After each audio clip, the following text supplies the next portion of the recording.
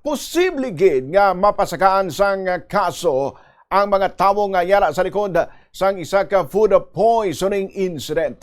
Ini may kang tanan sa nagluntad nga insidente sa Camp Adriano D. Hernandez sa Dingli, Iloilo sang Hunyo 17 kung sa diin yara sa malapit isa kagatos ka mga ROTC cadets ang naglailang pamatsyag matapos nga nagkaon sa ilang paniyapon sa dinang ilang sudan amo ang adobo nga baboy. Sa interview sang Bombo Radyo kay Attorney Michael de la Peña, isa ka bombo abogado, iyagin pahayag nga kinahanglan anay nga mapamatudan sa mga tagreklamo sa isa ka kaangay nga kaso nga mayara sang kakulangan sa preparasyon o kung contaminated ang pagkaon nga ginhatag sa ila.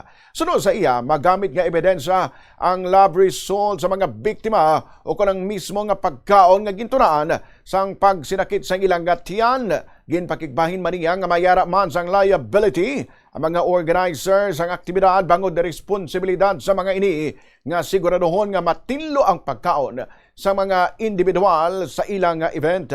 Dugang pa niya, hindi man mabaton nga excuse ang rason nga wala sila nakahibalo nga kontaminado ang pagkaon nga ilagin preparar bangod dapat gid nga matinlo kag nagapaidalom anay sa maid-id nga inspeksyon ang proseso kag pagbakal sa mga panakot para sa lutoon nga pagkaon nga base man sa Food Safety Act of 2013. Mangkot may pagatubangon sila nga kaso ang mga responsable may ara gid tungod nga nagkulang sila sang ila nga pag-care or may ara sila blood negligence niya tawag or kapabayaan sila magapangatubang gid sa kaso nga sibil. So ang aton layi wala naga-excuse no sa rason or sa depensa nga wala namon ini ginahungod. Amo ini ang rason nga aara dira ang aton layi sa negligence, no? Kung kakulangan sang pag-alaga o kung pagtratar sini sa mga circumstansya nga dapat nagakinahanglan sang sa pag-alaga gino sa pag-serve sa mga pagkaon.